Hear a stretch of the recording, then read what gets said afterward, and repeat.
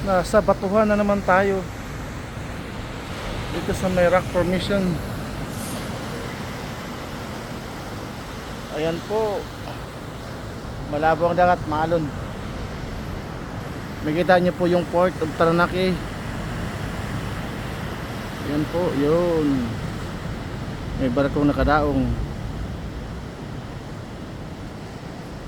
Yan, Parituto.